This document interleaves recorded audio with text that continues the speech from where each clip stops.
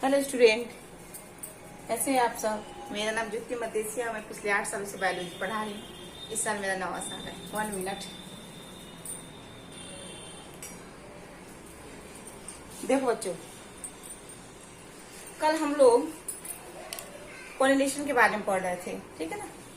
तो पॉलिनेशन में अगर देखा जाएगा, फ्लावर के बारे में हम लोग तो चैप्टर में अगर देखा है तो फ्लावर के बारे में पढ़े हैं। Male reproductive structure and formation of male gamete देखे हैं। Female reproductive structure and formation of female gamete देखनी है। अब ये तीनों हो गया है। अब चौथा हमारा टॉपिक क्या है, पॉलिनेशन, यानी कि नर और मादा अपना अपना पेयर ढूंढेंगे, और जब पेयर ढूंढ लेंगे तो अगला टॉपिक क्या होगा हमारा, फर्टिलाइजेशन, यानी कि नर मादा अपना अपना पेयर ढूंढने के बाद क्या करेंगे, फर्टिलाइजेशन। और फर्टिलाइजेशन के बाद आपको पता ही है, जाइगोट बनेगा, फिर जाइगोट के बाद एम्ब्रियो बनेगा, फिर फ्रूट और फल का आपका विकास हो जाएगा, फिर चैप्टर हमारा समाप्त। ठीक है। तो देखो, इस चैप्टर में अगर देखा जाएगा तो कल हम लोग पढ़ रहे थे पॉलिनेशन के बारे में। किसके बारे में पढ़ रहे थे बच्चों, पॉलिनेशन के बारे में।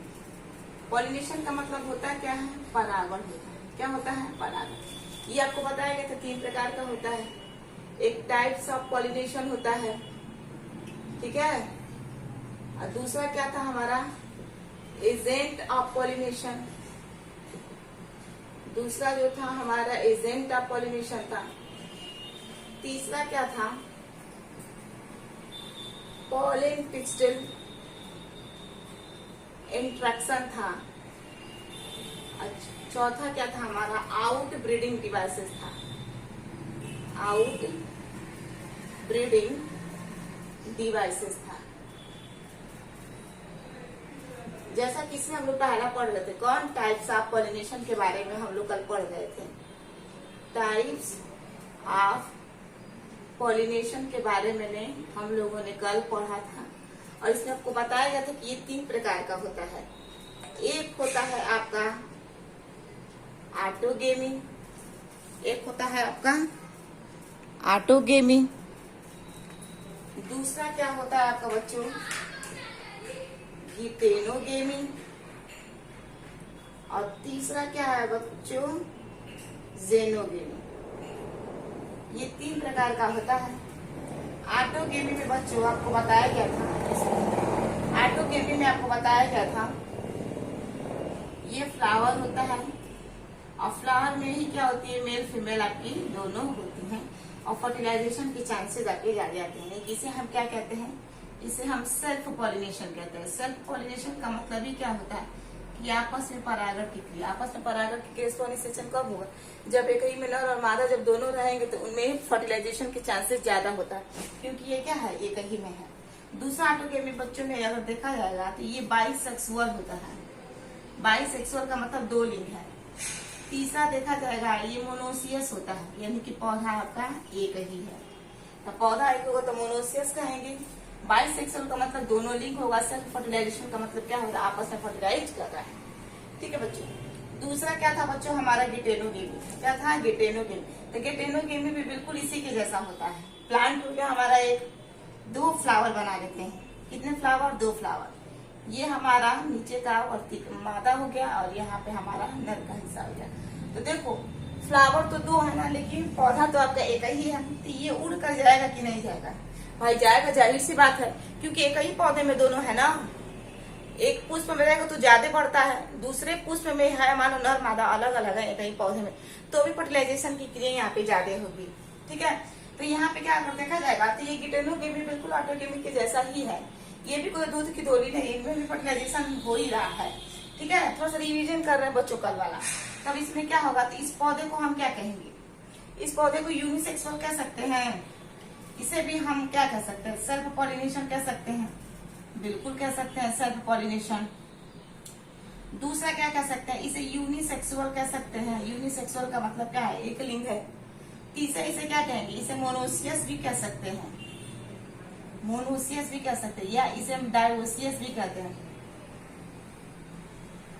डायोसियस भी कह सकते हैं। या तो क्या हो सकता है, किसी पौधे में क्या हो, एक फ्लावर में केवल मेल हो और दूसरे में क्या हो आपका फीमेल हो। ठीक है। तो ये क्या है आपका मोनोसियस भी हम इसे कहेंगे, और इसे हम डायोसियस भी कह सकते हैं। ठीक है, दोनों तरह से कह सकते हैं। मोनोसियस इसलिए कहेंगे क्योंकि पौधा एक ही है। यूनिसेक्सुअल इसलिए कहेंगे क्योंकि दोनों लिंग आपके अलग अलग हैं। डायोसियस इसलिए कहा जाएगा क्योंकि क्या है, डायोसियस का मतलब नर अलग है और आपका मादा अलग है। ठीक है, तो इसलिए हम क्या कह सकते हैं, इसे डायोसियस कह सकते हैं। इन तीनों में अगर देखा जाए बच्चों तो सबसे बढ़िया कौन होता है, हमारा जेनोगेमी होता है। कौन होता है बच्चों, हमारा जेनोगेमी होता है। जेनोगेमी को ही हम क्या कहते हैं, क्रॉस पॉलिनेशन के नाम से जानते हैं। किसके नाम से बच्चों, क्रॉस पॉलिनेशन के नाम से जाना जाता है। इसमें क्या होता है बच्चों, 2 पौधे होते हैं और 2 आपके फूल होते हैं। यहाँ पे हो गई हमारी मादा और यहाँ पे हो गया हमारा नर। ये ऐसे इसके ऊपर जाएगा और लैंड करेगा। इस प्रकार के पॉलिनेशन को हम लोग क्या कहेंगे, क्रॉस पॉलिनेशन कहते हैं। कौन सा पॉलिनेशन कहते हैं, क्रॉस पॉलिनेशन। ये हमारा मान लो हो गया मेल और ये हमारा मान लो क्या हो गया, फीमेल। तो ये मेल हो गया और आपका ये फीमेल हो गया। सबसे बड़े एग्जाम्पल अगर देखा जाएगा तो आपका पपाया का होता है। किसका होता है बच्चों, पपाया, नहीं पपीता के पौधे में अगर देखा जाएगा क्रॉस पॉलिनेशन क्या होता है, आपका ज्यादा होता है। ठीक है, तो ये हो गया हमारा पॉलिनेशन। अब इसे बच्चों थोड़ा सा एक टॉपिक और बताना है आपको, ऑटोगेमी में बताना है कि कुछ पौधे ऐसे होते हैं जिनमें चैजमोगेमस और क्लिस्टोगेमस प्रोसेस पाया जाता है। थोड़ा सा ध्यान से समझो, इसको मिटा दे रहे हैं, इसको मिटा दिया जा रहा है। अब देखो बच्चों, ये जो पहला है ना आपका टाइप्स ऑफ पॉलिनेशन, इस टाइप्स ऑफ पॉलिनेशन में हमारा पहला क्या था, ऑटोगेमी था। क्या था बच्चों, ऑटोगेमी। ऑटोगेमी में अगर देखा जाए ना बच्चे 3 पौधे आता है। सीओपी आता है। सीओपी का मतलब होता है कॉमेलिना, कॉमेलिना। दूसरा जो होता है वायोला। दूसरा क्या आता है बच्चों, वायोला आता है। थोड़ा सा स्पेलिंग,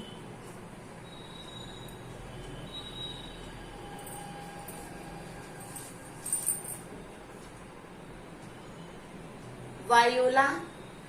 और तीसरा क्या होता है आपका, ऑक्जेलिस।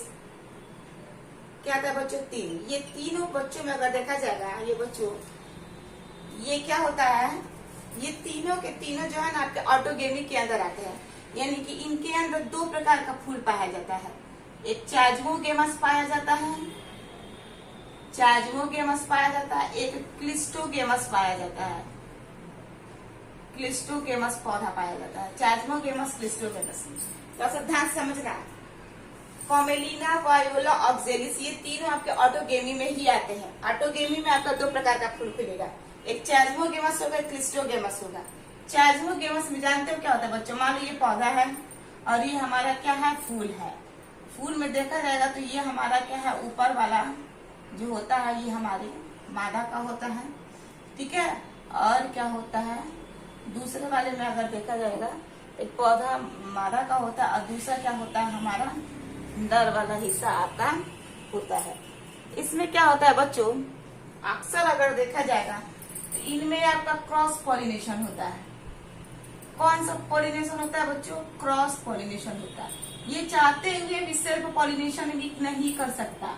ये चैजमोगेमस, चैजमोगेमस ये चाहते हुए भी, थोड़ा सा ध्यान समझते रहिएगा, ये चाहते हुए भी सिर्फ पॉलिनेशन नहीं करेगा। इसके अंदर क्रॉस पॉलिनेशन ही होगा, यानी कि बाहर से उड़कर आएगा आपका परागकर। देखो क्या इसका परागकर इसके ऊपर जा नहीं जाएगा, भाई एक्सेप्ट ही नहीं करेगा, नहीं हमने इस नहीं लेंगे, सीधी सी बात है हम नहीं लेंगे। ठीक है, तो क्रॉस पॉलिनेशन, ये क्रॉस पॉलिनेशन ये किस में आएगा, आपका चैजमोगेमस में आएगा। दूसरा क्या रहा, क्या बच्चों, क्लिस्टोगेमस। मान लो ये पौधा हो गया हमारा, पौधे में ये क्या, पौधे में मान लो ये हमारा फूल हो गया, ये फूल हो गया। यहाँ पे हमारी क्या हो गई, ओवरी हो गई, और यहाँ पे हमारा क्या हो गया, नर हो गया। क्लिस्टोगेमस का मतलब होता है बच्चों जानते हो क्या, टाइटली बंद, इतना खतरनाक बंद कि उसे कोई खोल ही नहीं सकता। तो अच्छा ये बताओ, जब अंदर ही अंदर ये दोनों है, नर भी है और मादा भी है, तो क्या इनमें से पॉलिनेशन होगा कि नहीं होगा? जाहिर सी बात है, चांसेस ज्यादा है, क्योंकि यहाँ पे इसका परागकण यहाँ पे जाएगा और इसका परागकण यहाँ पे जाएगा। ये कह रहा है भाई हमारे पास कोई ऑप्शन है ही नहीं, जब नेचर ने हमको खुला नहीं छोड़ा है, तो इसका मतलब यही है कि हम अपने आप में ही फर्टिलाइज करें। भाई हमारी भी पीढ़ी तो बननी चाहिए ना, हमारे भी बच्चे पैदा होने चाहिए ना, भले ही खराब बच्चे हों, लेकिन हमारा पीढ़ी बनना चाहिए, ये ऐसा फूल कहते हैं। ठीक है, यानी कि हमारा ब्रीडिंग ठीक ठाक ना हो, लेकिन हमारे यानी कि बच्चे ठीक ठाक ना हो, लेकिन हमें बच्चे पैदा करना है। कौन कह रहे हैं, ये सारे यहाँ पे क्लिस्टोगेमस वाले कह रहे हैं। इनके अंदर क्रॉस पॉलिनेशन नहीं होगा, इनके बच्चों अंदर क्या होगा, क्रॉस पॉलिनेशन होगा, क्योंकि ये खुले नहीं है, ये टाइटली बंद है। ये आपका क्या है, टाइटली बंद है, टाइटली क्लोज्ड है, ठीक है। और ये आपका क्या है, ये आपका ओपन है, ये ओपन है, और ये आपका क्या है, क्लोज्ड है। तो ये देखो चाजमोगेमस और क्रिस्टोगेमस कॉमलिना में देखने को मिलेगा, वायोला में भी देखने को मिलेगा, यानी कि ऑक्जेलिस में भी देखने को मिलेगा। सपोज एट मान लो बच्चों ये हमारा एक पौधा है, सपोज एट मान लो ये हमारा पौधा है, ठीक है ना, कॉमेडिना का मान लो पौधा बना रहे हैं, तो ये ऊपर हो गया और एक आपका क्या हो गया, नीचे होगा। तो ऊपर जो होता है उसे हम सूट कहते हैं, और नीचे वाला जो हिस्सा होता है उसे हम क्या कहते हैं, रूट कहते हैं। तो मान लो ये हमारा पौधा किसका है, ये हमारा पौधा मान लो कॉमेलिना का पौधा है। ये कॉमेलिना किसके अंदर आ रही है, ये आपके ऑटोगेमी के अंदर ही आ रही है।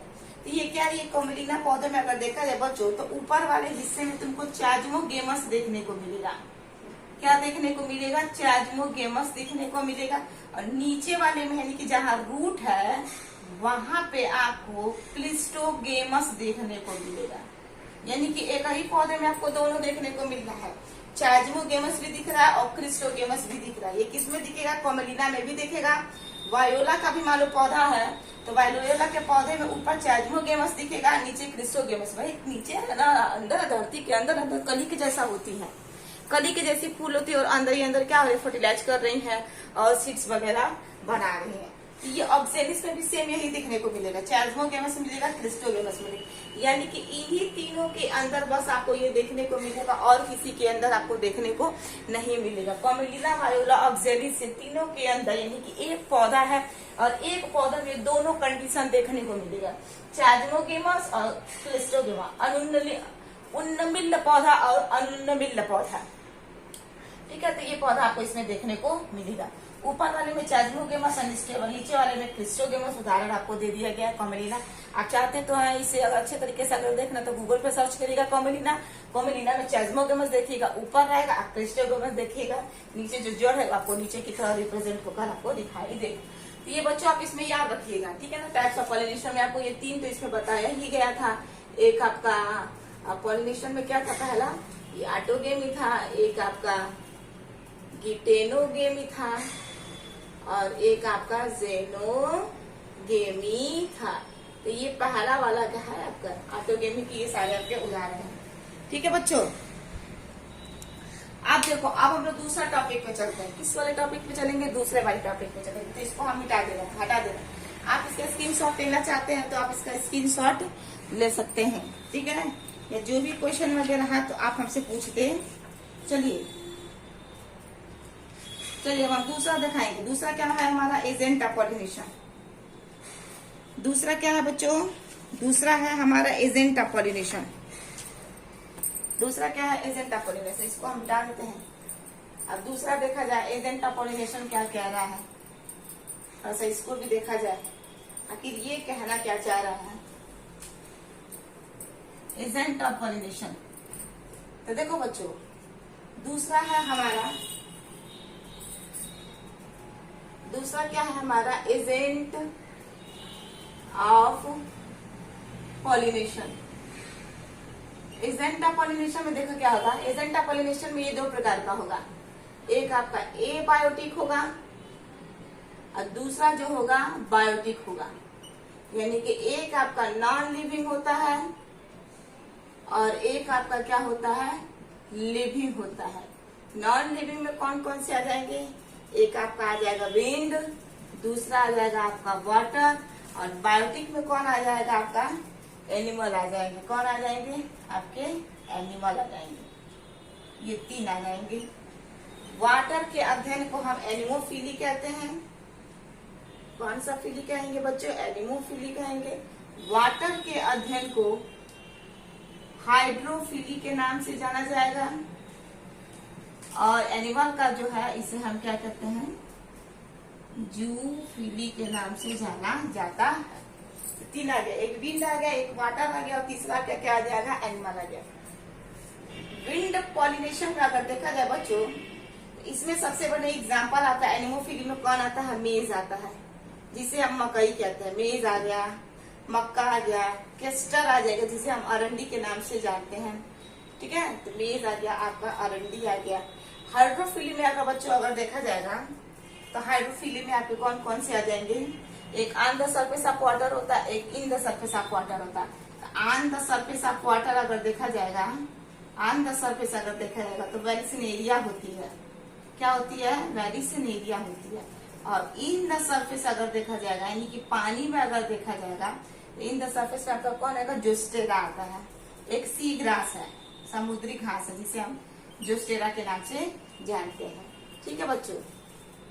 और आपके इसमें अगर देखा जाएगा अपवाद भी, जूफिली में कौन कौन सा आ जाएगा बच्चों, बहुत आ जाएंगे। जूफिली में सबसे ज्यादा पॉलिनेशन अगर देखा जाए बच्चों तो 65% जो है अकेले पॉलिनेशन आपकी बीज करती है, जिसे हम मधुमक्खी कह रहे हैं, मधुमक्खी कह रहे हैं, ठीक है ना। और आपका देखा जाएगा इसमें 20% जो पॉलिनेशन है, 20% पॉलिनेशन ये आपका विंड करती है। तो सोचो कितना हो गया आपका, 60 और 20, 80 पर 85 और 15% आपका यही बस अकेला करता है, वाटर। क्लियर है, ध्यान से समझो। पॉलिनेशन हमारा 4 प्रकार का था, types of pollination, agent of pollination, pollen pistil interaction और आउट ब्रीडिंग डिवाइसेस, ये 4 है। इन चारों में से क्या था हमारा पहला, हम लोग ने पढ़ लिया ऑटोगेमी। आपका 3 टाइप्स ऑफ पॉलिनेशन में अगर देखा जाएगा 3 प्रकार का होता है, एक ऑटोगेमी, गिटेनोगेमी और जीनोगेमी। ऑटोगेमी में क्या था, आपको क्लिस्टोगेमस और आपको चैज्मोगेमस देखने को मिला था। बाकी गिटेनोगेमी में कुछ नहीं होता और जेनोगेमी में कुछ आपको देखने को नहीं मिलता है। अगला जो है हमारा टॉपिक एजेंट ऑफ पॉलिनेशन, ये 2 प्रकार का होता है, एक बायोटिक होता है, एक आपका एबायोटिक होता है। एबायोटिक का मतलब होता है नॉन लिविंग, मतलब अगर देखा जाएगा नॉट सो पॉपुलर, मतलब ज्यादा इसका इस्तेमाल नहीं होता है नॉन लिविंग में। और लिविंग में कौन आपका आ जाएगा, एनिमल आ जाएगा। एनिमल में कौन आ जाएगा आपका, जू आ जाएंगे। जितने सारे एनिमल है, एनिमल के अध्ययन को हम जूफिली कहेंगे, आपके वायु के अध्ययन के एनिमोफिली कहा जाएगा, और वाटर के अध्ययन को क्या कहेंगे हम, हाइड्रोफिली कहेंगे। तो ये 3 हो गया ना, 2 इसमें हो गया और एक आपका इसमें हो गया। आप देखो अगला क्या कह रहा है, क्या रहा है कि 65% जूफिली का जो पॉलिनेशन होता है अकेले बीज करता है। तो सोचो हमारे इन्वायरमेंट में बी का रहना कितना जरूरी है। अगर बी को ही खत्म कर देंगे तो पॉलिनेशन कौन करेगा फूलों के साथ जाकर, हम करेंगे कि आप करेंगे, हम और आप नहीं कर सकते। इनको पॉलिनेशन करने के लिए कोई दूसरा माध्यम चाहिए कि नहीं, तो वो बीज है। तो बीज में बीज का रहना हमारे इन्वायरमेंट में बहुत ज्यादा जरूरी है, क्योंकि बीज रहेगा नहीं पॉलिनेशन होगा, पॉलिनेशन नहीं होगा तो बच्चों कैसे हमें सारी प्रोडक्ट जो है फूलों के माध्यम से मिलेगी, दवाई या सीरम, कैप्सूल, टैबलेट्स, ये सारी चीजें किससे मिलती हैं, हमें पॉलिनेशन से ही मिलती है ना। तो सोचो बीज का रहना कितना जरूरी है, ताकि पॉलिनेशन को वो आगे बढ़ा रही है, ठीक है। आप देखो 20% जो पॉलिनेशन है वो हमारा विंड कर रहा है, 15% पॉलिनेशन हमारा कौन कर रहा है, वाटर कर रहा है। तो विंड में हम इसके अध्ययन को एनिमोफिली कहेंगे, हाइड्रोफिली कहेंगे और जूफिली कहेंगे। क्लियर है। आप देखो अगला क्या टॉपिक है, अगला क्या है कि विंड पॉलिनेशन अक्सर आपको मकई, केस्टर, अरंडी, ये सारी चीजों में आपको देखने को मिलेगा। हाइड्रोफिली किसमें देखने को मिलेगा, हाइड्रोफिली का मतलब होता है जो पानी में खिलने वाले जो फूल होते हैं उनको हाइड्रोफिली कहते हैं, यानी कि जिनको पानी पसंद है हाइड्रोफिली कहते हैं। हाइड्रोफिली में अगर देखा जाएगा तो 2 कंडीशन होता है, एक पानी के ऊपर होता है, एक पानी के नीचे होता है। तो पानी की सतह पर जो फर्टिलाइजेशन करने वाली होती है उन्हें वेलिसिनेरिया कहते हैं, और पानी के नीचे फर्टिलाइजेशन करने वाली जो होती है उन्हें जोस्टेरा कहते हैं। बल्कि ये आपका क्या है, एक सी ग्रास है, समुद्री घास है, जिसे क्या कहता है, जोस्टेरा। सबसे ज्यादा जोस्टेरा क्या करता है आपका, फोटोसिंथेसिस करता है। Chief producer of the plants का अगर देखा जाएगा तो ये सबसे ज्यादा फोटोसिंथेसिस करते हैं, यानी कि सबसे ज्यादा काम इसी से सब करवाते हैं। ऐसा प्लांट्स में जोस्टेरा से करा जाता है, जो एक क्या है आपका समुद्री घास है, बहुत ज्यादा फोटोसिंथेसिस करता है। अकेले अगर देखा जाएगा 60% फोटोसिंथेसिस कर लेता है पूरे लैंड का, ठीक है बच्चों। एक इसमें आपका एक्सेप्शन है, इसमें एक्सेप्शन है, इसमें आपके आते हैं 2 पौधे, वाटर लिली और वाटर हाइसेंथ। एक लिली आती है और एक आपकी जलकुंभी आती है। वाटर लिली और एक आपकी आती है वाटर हाइसेंथ। एक आती है वाटर लिली और दूसरी क्या आती है आपकी वाटर हाइसेंथ। ये दोनों पौधे जो है पानी में रहते हैं, लेकिन ये इनके ऐसे नखरे हैं, ये कह रही हैं कि हम पानी में तो रहते हैं लेकिन पानी में रहने वाले पौधे के साथ फर्टिलाइजेशन नहीं करेंगे, हमें कोई और पसंद है। इन दोनों महारानियों का देखो काम, इनका वाटर लिली और वाटर हाइसेंथ का, ये पानी में रहती हैं, पानी में उगती हैं, लेकिन पानी में रहने वाले पौधों के साथ फर्टिलाइजेशन नहीं करेंगे। ये कहती हैं हम एनिमोफिली के साथ फर्टिलाइजेशन करेंगे, हम जूफिली के साथ फर्टिलाइजेशन करेंगे, हम पानी में रह रहे हैं उनके साथ हम नहीं करेंगे, क्योंकि ये ठीक ठाक रही है सब। क्लियर है? तो हीरोइन है तो हीरो को खोजबे करेंगे सब, बी को खोजेंगे सब, ठीक है। तो ये चीज इसमें याद रखिएगा। वाटर लिली और वाटर हाइसिंथ पानी में रह रही है, लेकिन इनको कौन पसंद है? इनको एनिमोफिली पसंद है, एनिमोफिली पसंद है। और कौन पसंद है इनको? जूफिली पसंद है। एनिमोफिली और जूफिली इनको ज्यादा पसंद है, ठीक है बच्चों। अब इनमें थोड़ा सा क्वालिटी देख लीजिए। देखो बच्चों, विंड पॉलिनेशन में अगर देखा जाएगा तो विंड पॉलिनेशन में जो पौधे होते हैं उनमें जो परागण होता है, ये विंड की बात कर रहा है। तो देखो नेचर ने कितना सब कुछ अच्छे तरीके से सिस्टमेटिक तरीके से दिया है। क्या है नेचर ने कि अगर आपको नहीं, मतलब विंड में जो उगने वाले जो आपके पॉलन है, यानी कि वायु परागणीय जो पुष्प है, उनका क्या किया है नेचर, उनका जो पॉलन है इनको बहुत ज्यादा मात्रा में बना दिया है, ताकि ज्यादा से ज्यादा मात्रा में इनके अंदर पॉलन बनेगा। पुष्पों के अंदर जो वायु परागित, यानी कि जिनको वायु द्वारा पॉलिनेशन करना पसंद है, यानी कि ये ऐसे पौधे हैं, ऐसे पौधों के ऐसे पुष्प हैं जिनको वायु द्वारा फर्टिलाइजेशन ज्यादा पसंद है, यानी कि इनका हीरो वायु के माध्यम से उड़ कर आएगा, इनको प्रपोज करेगा, तब जाके इनको प्रपोजल हाँ होगा। बस समझ रहे हैं? कहने का मतलब ये है कि जो वायु परागणीय पुष्प है ये केवल वायु के माध्यम से उड़ कर पराग कर जब आएगा तभी फर्टिलाइज करेंगी, अन्यथा वैसे फर्टिलाइज नहीं करेंगी। यानी कि वायु परागणीय पुष्प को केवल वायु परागण पॉलन ग्रेन पसंद है, इन्हें न कीट परागण कर पसंद है, इन्हें न जल परागणीय कर पसंद है। इन्हें केवल कह रही कि हम वायु में रह रहे हैं तो हमें वायु वाला ही लड़का चाहिए, हम उड़ रहे हैं तो वो भी उड़ने वाला ही चाहिए, ठीक है। तो नेचर ने क्या किया है, वायु परागणीय जो पौधे हैं उनके जो पुष्प हैं उनमें जो नर और मादा, यानी कि मादा है भाई नर का इंतजार करवे करेगी, तो नर क्या होता है, नेचर ने क्या किया, इनको अधिक से अधिक मात्रा में बना दिया वायु परागणीय पुष्प के अंदर जो उनका पॉलन ग्रेन है परागकण। ये इसलिए बना है ज्यादा से ज्यादा मात्रा में परागकण, ताकि ये जब उड़े, यानी कि हवा का जब झोंका आता है बच्चों, तो क्या पता है पॉलन ग्रेन को हमें किधर उड़ना है, नहीं पता है। हवा का झोंका आएगा तो पॉलन ग्रेन कुछ इस दिशा में जाएगा, कुछ उस दिशा में जाएगा, कुछ इधर जाएगा, कुछ उधर जाएगा, कुछ नीचे गिर जाएगा, कुछ ऊपर रह जाएगा, नहीं पता है। तो इसलिए नेचर ने क्या किया है, बहुत ज्यादा पॉलन को बनाया, यानी कि एबंडेंट पॉलन बना है। एक ना एक तो जाएगा ना मादा के स्टिग्मा के ऊपर। और एक क्वालिटी ये भी नेचर ने मादा को क्या दिया है, उसने क्या किया, मादा को केवल एक ही अंडा दिया है। सोचो कितना ज्यादा पॉलन बना रहा है। जैसे हमारे फीमेल्स के अंदर अगर देखा जाए तो एक ही अंडा निकलता है, और मिलियंस ऑफ मिलियंस स्पर्म जो है हमारे वजाइनल ट्रैक्ट के अंदर जाते हैं। उनमें से क्या होता है 200 से 300 को इंटर मारते हैं, और इंटर मारने के बाद क्या होता है केवल 200 ही पहुंचता है फैलोपियन ट्यूब में, और उन 200 में से केवल एक जाके फर्टिलाइज करता है हमारे एग को। तो नेचर ने दिया है ना, क्योंकि हमारे वजाइनल ट्रैक्ट का जो इन्वायरमेंट है वो कुछ अलग होता है। सर्वाइव वही कर पाएगा जिसके अंदर पावर हो, एनर्जी हो, अपने आप को जो फिटेस्ट रखता है उस कंडीशन में वही पावर होगा। और जिसके पास ज्यादा पावर होगा फट शक्तिवान की तरह उड़कर जाएगा और फीमेल के अंडे को फर्टिलाइज करके आएगा। तो यहाँ भी वही कंडीशन है इस फीमेल के अंदर। नेचर ने क्या किया, इस फीमेल के पास केवल एक ही अंडा दिया है। इसने कहा कि तुमको अगर बहुत सारे अंडा दे देंगे तो क्या पता कि तुम्हारे पास कोई पॉलन आएगा कि नहीं आएगा। हम तो पॉलन तो बना रहे हैं बहुत ज्यादा, लेकिन बहुत ज्यादा पॉलन बना रहे हैं तो बहुत ज्यादा पॉलन वेस्ट भी तो हो जा रहा है ना।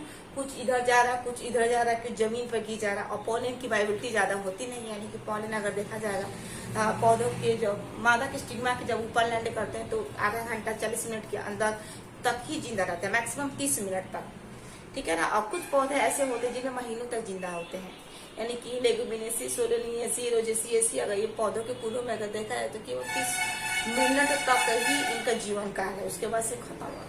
तो जब मादा के पास यानी कि अपनी मम्मी को छोड़कर पॉलन ग्रेन जब उड़ कर आएगा मादा के स्टिग्मा के ऊपर, तो उसका लैंड करना बहुत जरूरी है, क्योंकि लैंड नहीं करेगा, फर्टिलाइज नहीं करेगा तो खत्म हो जाएगा, ठीक है। तो यहाँ पे क्या कर रहा है, मेल बहुत खतरनाक एक्सरसाइज कर रहा है, अपने आप को प्रैक्टिस कर रहा है, ताकि वो किसी न किसी तरह से फीमेल के वर्तिकाग्र पर पहुंचे और फर्टिलाइजेशन की क्रिया को करे।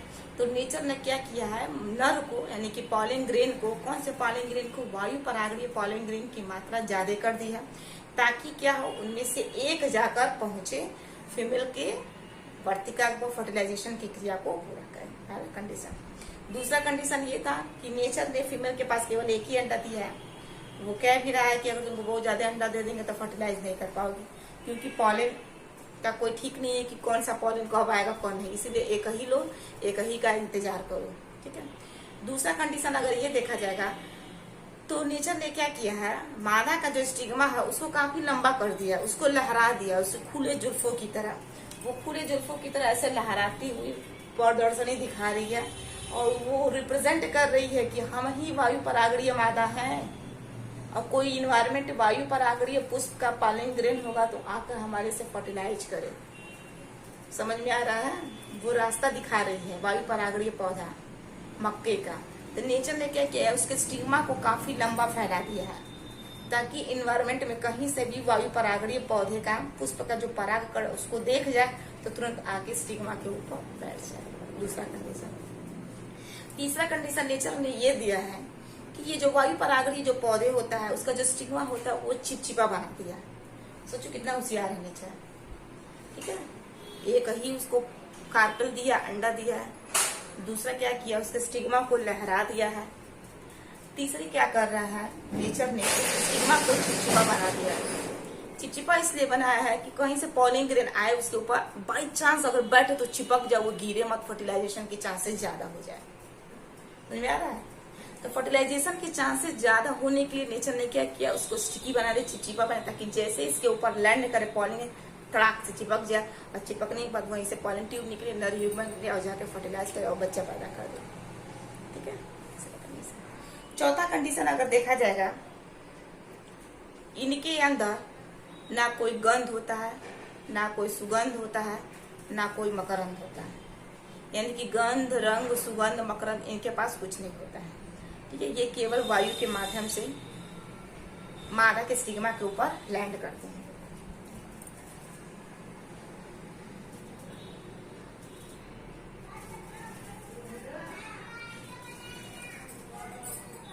ठीक है बच्चों।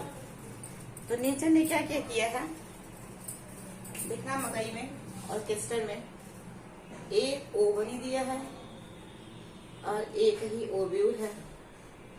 दूसरा क्या किया है, इसको स्टिकी बनाया है, और इसके स्टिग्मा को क्या किया है, एक्सपोज्ड कर दिया है, feathery and exposed, feathery and exposed. ठीक है। 3 कंडीशन हो गया। चौथा क्या किया है, इसका जो फ्लावर होता है वो कैसा होता है बच्चों, स्मॉल फ्लावर होता है, स्मॉल फ्लावर होता है। देखा होगा इस तरह कुछ होता है, सब लगे होते हैं, और ये सब क्या होती है, सब टैसल्स होती हैं। यही क्या है, इसके स्टिग्मा है ये। ठीक है ना। ये अगर इस तरह इसको अगर बनाना चाहे बच्चों, तो मेज के अगर स्टिग्मा को अगर बनाना चाहे, ये कैसे बनाएंगे, ये इसकी मान लो ये ओवरी हो गई, और ये इसका स्टिग्मा हो गया। देख रहे हो कितना लंबा है, तो ये आपका मेज का है, दिख रहा है ना, इतना लंबा बनाया ताकि यहाँ से पॉलिन आए और चिपक जाए और पॉलिनेशन की क्रिया को पूरा करे। तो मेज में ऐसा कंडीशन देखने को बच्चों मिलता है, एक ही ओवरी एक ही ओव्यूल, स्टिग्मा देखने को मिलेगा, और स्टिग्मा कैसा होगा आपका, फेदरी लंबा होगा और एक्सपोज्ड होगा, बाहर की तरफ खिला होगा। स्मॉल फ्लावर होते हैं, छोटे फ्लावर होते हैं, यही होता है, इसे हम कॉर्न कॉब कहते हैं, मकई के नाम से आपका जाना जाता है। ठीक है बच्चों। तो ये आपका इसमें हो गया। दूसरा देखा जाए,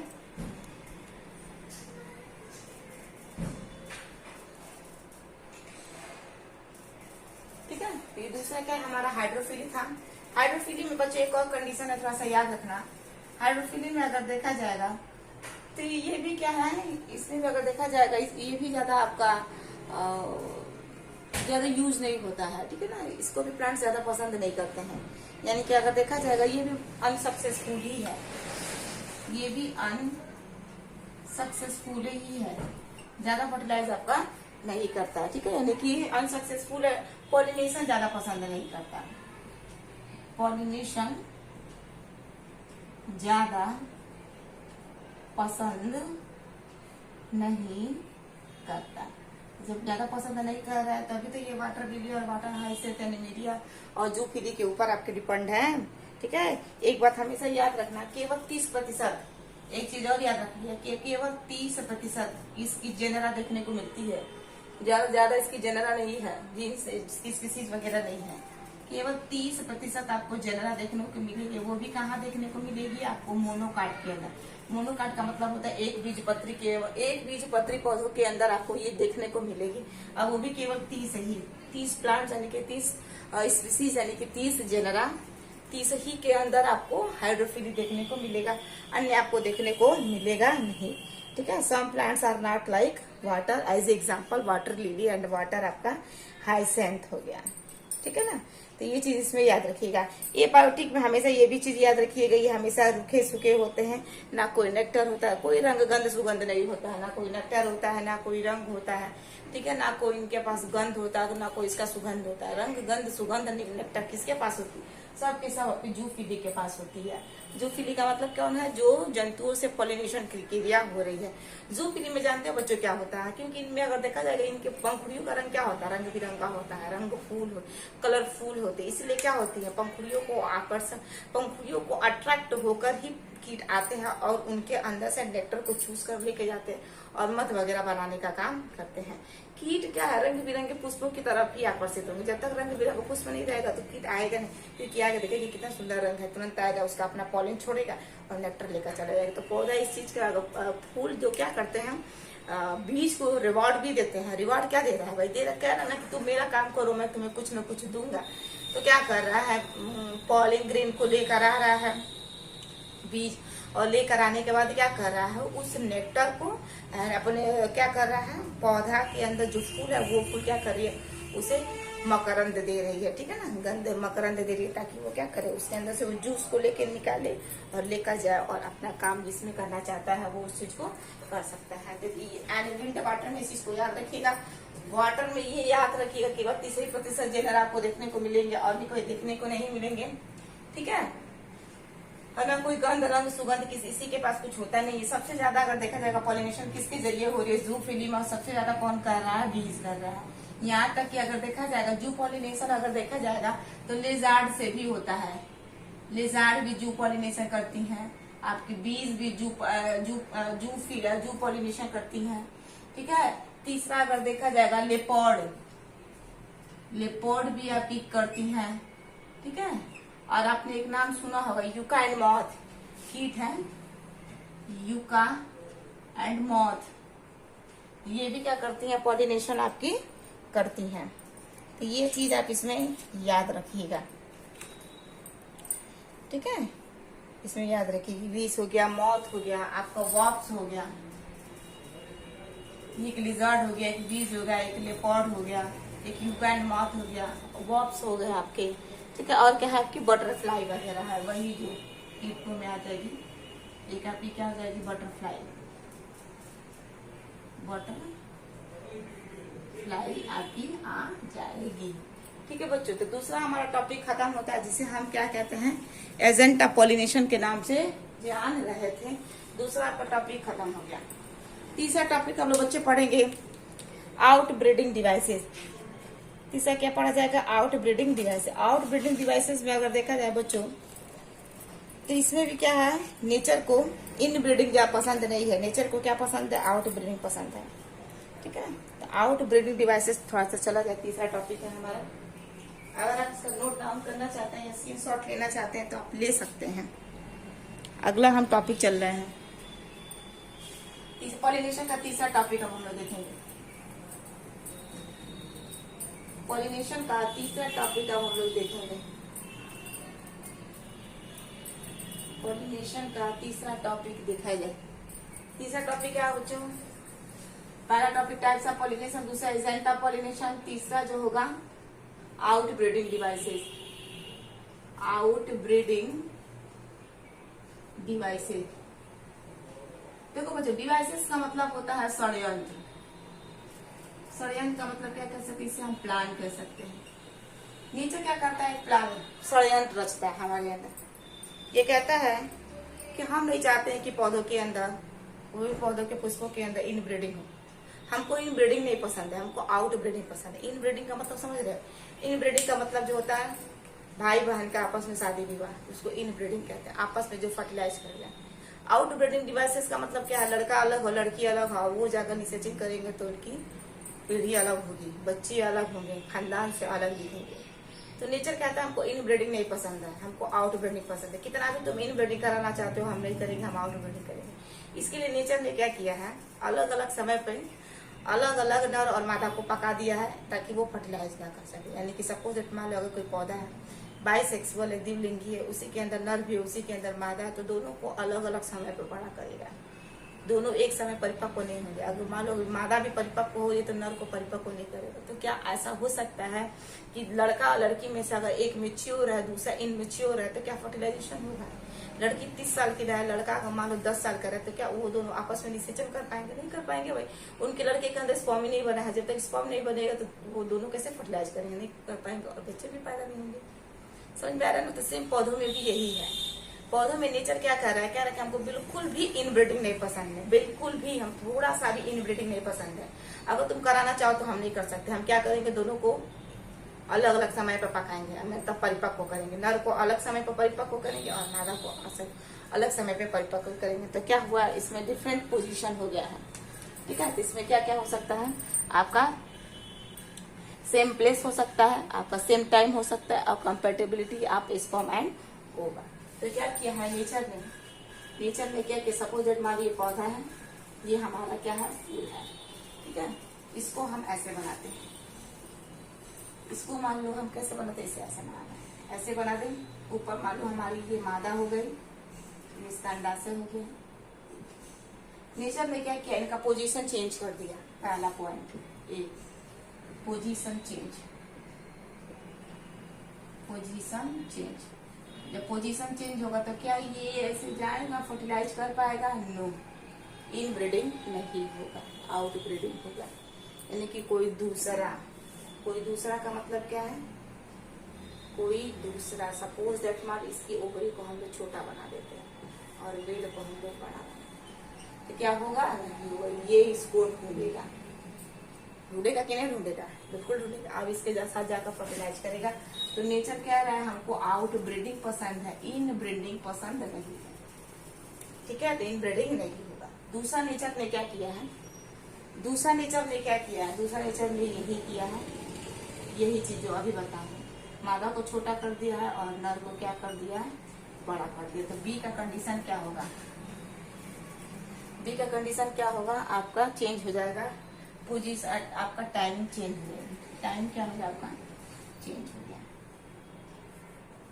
यानी कि अलग समय पर नर पकेगा और अलग समय पर क्या होगा, मादा पकड़ेगा। और इनका पोजीशन ही चेंज कर दिया, नर को अलग कर दिया, मादा को अलग कर दिया।